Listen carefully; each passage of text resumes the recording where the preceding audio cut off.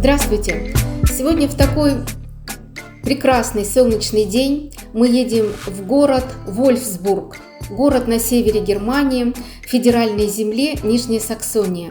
Наиболее известен этот город как штаб-квартира одного из крупнейших автомобильных концернов в мире Volkswagen.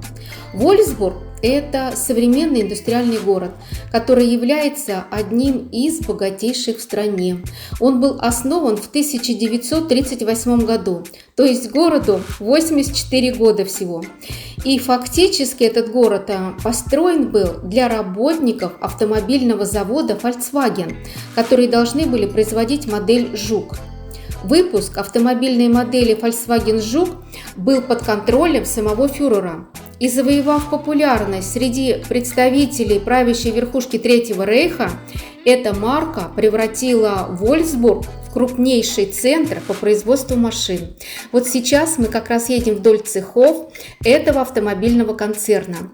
В Вольфсбурге совсем немного истории, старинных памятников архитектуры. Это современный город современных архитектурных решений, машин и технологий. Одной из достопримечательностей является Аутоштадт или автомобильный город, который расположен рядом с заводом Volkswagen. Здесь можно посетить музей автомобилей, протестировать новые модели концерна на трассе для бездорожья и увидеть, как делают новые автомобили на заводе. А мы сегодня направляемся в автомобильный музей Volkswagen, который расположен отдельно от Аутоштадта. Этот музей был открыт в 1985 году. Он полностью посвящен бренду Volkswagen. В музее представлено около 140 автомобилей. Вот и вход в сам музей. Слева касса.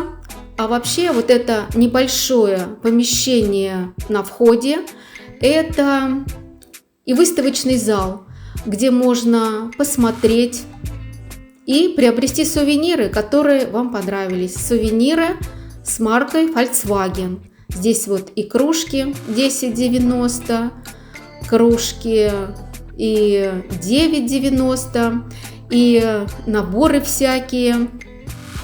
Вот, я показываю выше, вот здесь вот марки автобуса Volkswagen. Справа еще можно посмотреть открытки, конверты, сумочки. А здесь вот наборы автомобилей, автобусов и поштучно, и в наборах. В общем, как хотите, на любой вкус и интерес. Далее мы проходим музей. Справа и слева стенды, на которых можно узнать о истории создания завода. И вот мы оказываемся уже непосредственно в музее.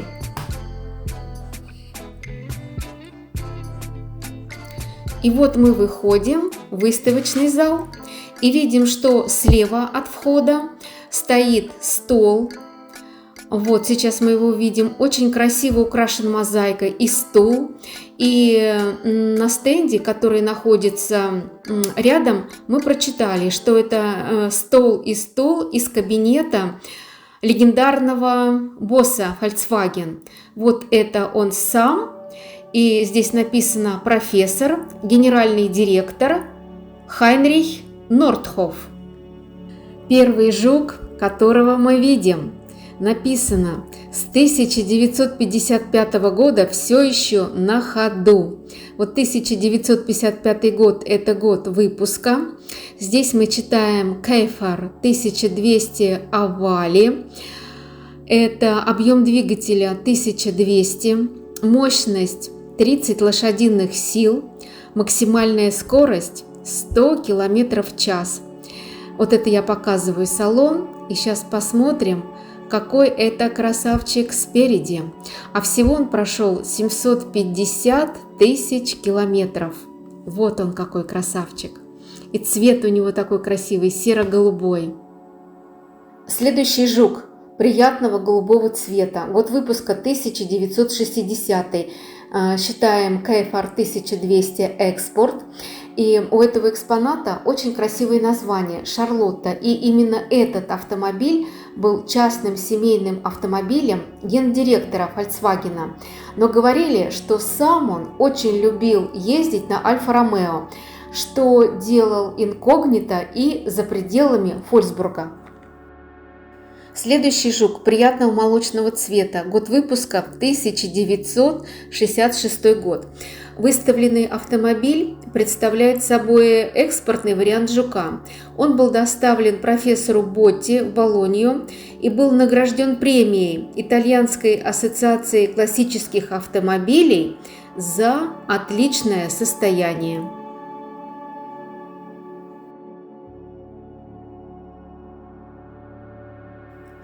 Мы продолжаем дальше знакомиться с жуками. Вот перед нами такой красавец белого цвета. Дальше, опять же, такого серо-голубого цвета. Год выпуска 1974. Дальше стоит жук белого цвета 1965 года выпуска. И на нем написано, что это 10-миллионный жук, который был выпущен в 1965 году. За ним желтый 1972 года выпуска, оригинального темно-зеленого цвета. И идет следующий под номером 53. Это жук, который снимался в знаменитом диснеевском фильме «Херби. Сумасшедшие гонки».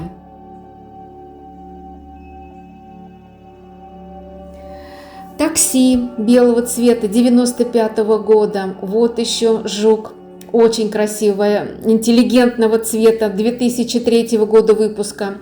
Видно, что в музее есть посетители, немного, но все с таким интересом все разглядывают и знакомятся с автомобилями. Посмотрите, какая интересная перед нами модель жука. Человек, который профессионально занимался плетением корзин, купив Volkswagen, решил свою машину оплести вот таким образом, используя лозу. Производители Volkswagen воодушевились таким опытом, и было выпущено несколько таких автомобилей. Посмотрите, какая аккуратная, изящная, красивая работа. Вот для того, чтобы полностью оплести Volkswagen, потребовалось 1000 часов ручной работы. Вот автомобиль 1997 года выпуска. Следующий автомобиль «Жук» выполнен полностью из дерева, весь деревянный. Вот видите, здесь нет, есть только год выпуска 1999, нет ни объема двигателя, ни мощности, ни скорости. Это выставочный экземпляр. Он был сделан по случаю карнавала. Мастер, который его выполнил, звали Хивио де Марчи. Это не единственная модель, которую он сделал и другие автомобили из дерева. Видите, и руль, все деревянное, и эмблема на руле, и эмблема Volkswagen есть и на дисках. Ну, я для большей уверенности постучала, проверила, да, дерево, настоящее дерево. Посмотрите, какой оригинальный Volkswagen 1999 года выпуска. Вот какой красавец, и покрыт лаком. Следующий автомобиль весь обклеен марками. В 1985 году этот автомобиль официальным путем прибывает в Германию из Мексики и используется благотворительной организацией в благотворительных целях. Используемые марки были распространены ассоциацией филателистов и принесли ценность нового жука в то время. На этом автомобиле наклеено 50 350 марок с разных стран мира. И этот жук попал в книгу рекордов Гиннесса. Вот такие красивые марки можно прочитать: Монголия, Египет, Чехословакия, Румыния, Сирия и другие страны. А следующий жук вот такой вот оригинальный и красивый. Продувается со всех сторон. И сбоку, и сзади, и спереди, и сверху. Всего таких Volkswagen'ов в Мексике было выпущено 20 штук. Вот один находится в этом музее, а 19 по другим музеям и частным коллекциям. Этот жук так и называется «Свадьба» и предназначен для молодоженов. Вот такой он красивый, ажурный. Вот такой у него салон, если можно так выразиться. Вот такая красота. Полюбуйтесь тоже. А мы идем дальше по выставочному залу. Смотрим другие модели Volkswagen. Все они такие разные, все интересные и все такие красивые. Просто одно заглядение. Я уж насколько равнодушна к автомобилям, и то получила большое удовольствие. Вот выпуск автомобиля 1979 год, развивает скорость 130 км в час. А вот эта модель жука называется «Широкая конструкция». Этот, в кавычках, плосконосый жук имеет ширину сзади 2,2 метра. И это уникальный автомобиль, поскольку оснащен 6-цилиндровым двигателем Porsche. Вот, развивает скорость 210 км в час, а мощность 255 лошадиных сил. Здесь стоят Volkswagen Coupe, год выпуска 1956, скорость 120 км в час. Это Volkswagen Coupe 59 года выпуска. Цвет такой тоже красивый, комбинированный, ярко-красный с бежевым. По правую руку красный красавчик, кабриолет. По-другому и не скажешь, правда? Просто заглядение. Скорость развивает 130 км в час.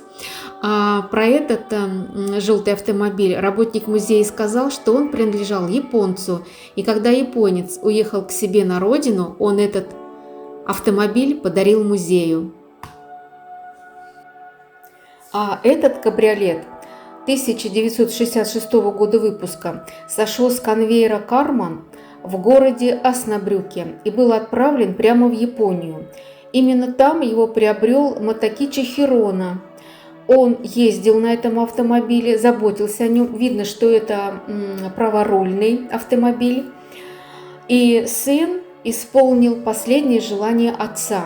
Машина должна была вернуться в Германию, в музей Volkswagen. И вот этот праворульный автомобиль в оригинальном исполнении теперь находится в музее в Германии.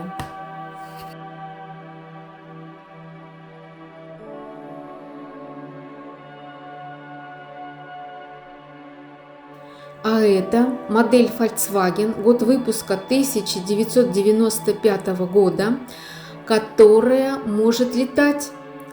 Сверху присоединяется воздушный шар, вот видим все приспособления, и управление воздушным шаром осуществляется прямо с водительского сиденья и из салона автомобиля. Представляете? Вот на стенде показаны необходимые приспособления и сам красавец Volkswagen, который может летать. А это Volkswagen Жук, который был главным героем в знаменитом диснеевском фильме «Хёрбе. Сумасшедшие гонки». Тот автомобиль остался в Голливуде, а всего их было выпущено 12 штук. Вот такой легендарный автомобиль. А этот автомобиль умеет плавать. Его переоборудовали так, чтобы он мог плавать. У него сзади находится винт. Вот так вот он выглядит сзади. Этот автомобиль Volkswagen, который умеет плавать.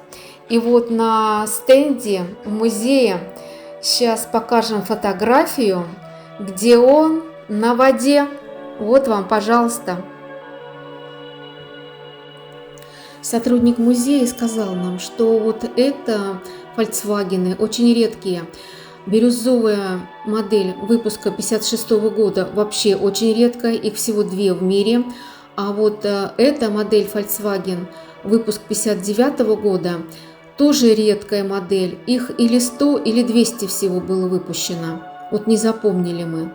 И снова возвращаемся к модели Volkswagen, которая обклеена марками. Напомню, что здесь наклеено 50 350 марок. И вот видим страны Чехословакия, Монголия, Монголия, Куба. Все марки такие интересные, красивые, наклеены одна на одну. Не везде и страну даже можно прочитать. Снова Чехословакия, Европа. Какие здесь еще удаются? Испания, Грузия. Вот такие вот интересные марки. А это такси «Черный жук». Если вы обратили внимание, эта модель 4-дверная. Все жуки 2-дверные, а эта модель 4-дверная. Вот такой черный красавец жук.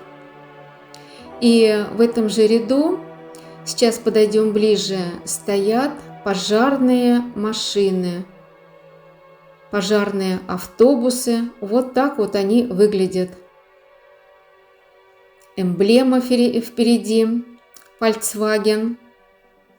И вот такие пожарные машины, которые выпускались на заводе Volkswagen. Вот тоже интересно было посмотреть.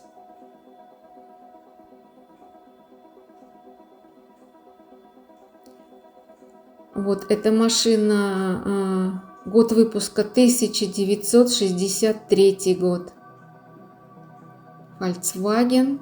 Вот это другая модель пожарной машины. А рядом стоят современные машины для тушения пожаров.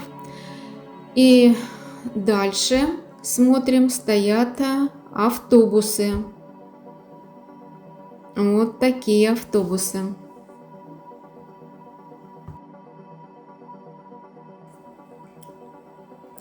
Перед нами военные автомобили. Это Kübelwagen Typ 82. 4-5-местный кузов имел откидной верх и полудвери, на которые надевались окна. Год выпуска 1944. Это тоже военный автомобиль. Называется Schwimmwagen Typ 166. Вот, на фирме Porsche в Штутгарте были разработаны 2 плавающих автомобиля. Это большой Typ 128, которых было выпущено 150 штук, и Typ 166, вот, который был на 40 сантиметров короче, и их было выпущено 14 283 автомобиля. Особенностью полноприводной машины была ее способность плавать. Открытый 4-местный поплавок с аварийным чехлом мог двигаться по воде со скоростью 10 км в час за счет складывающегося 3-лопастного гребного винта. И мы видим на машине и лопату, и весло, и вот впереди еще запасное колесо. Год выпуска 1944.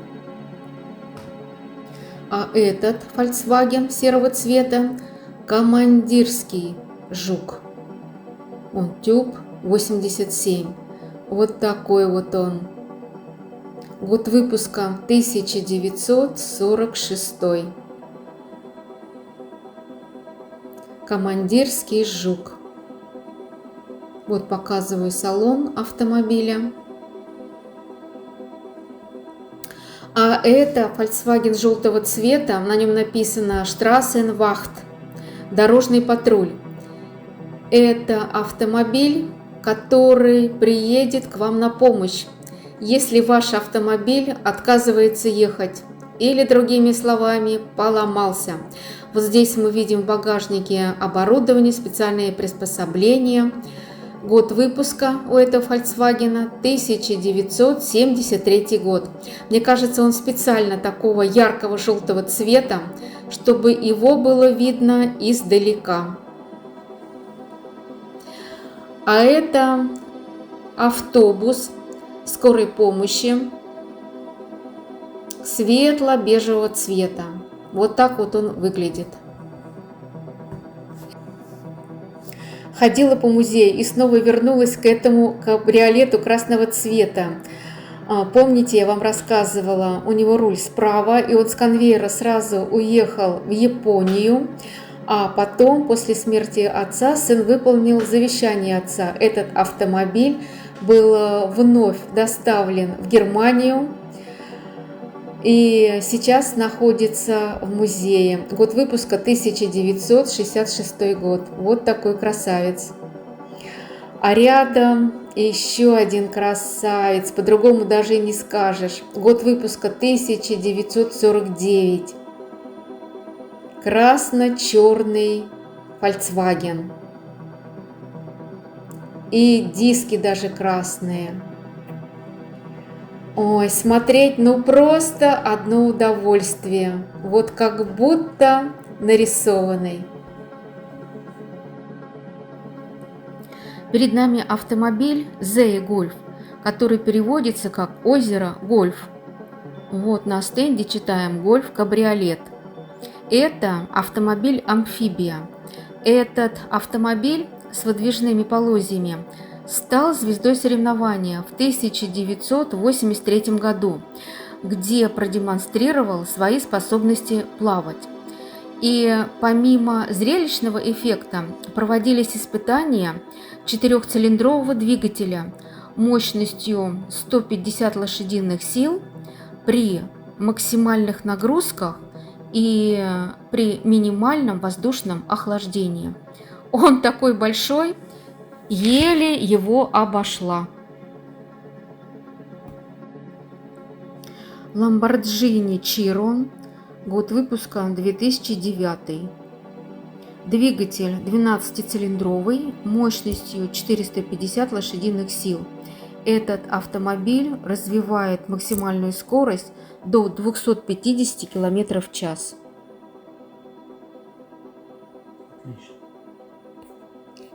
Посмотрите, к какому красивому, яркому, разноцветному автомобилю я подошла. Сейчас прочитаем.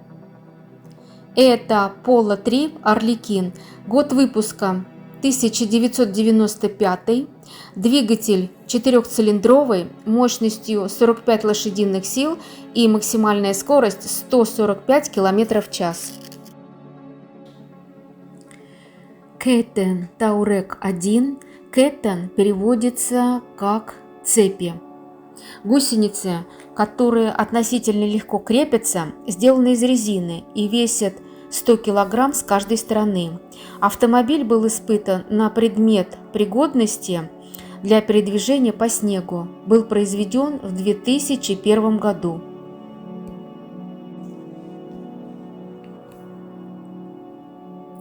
На этом экспонате видим элементы кузова, повышающие безопасность людей в автомобиле во время столкновения. Мы видим, что они окрашены в красный цвет. Это элемент бампера, под крылом лонжерон и в дверях балки жесткости. В автомобиле манекен для краш-тестов автомобиля.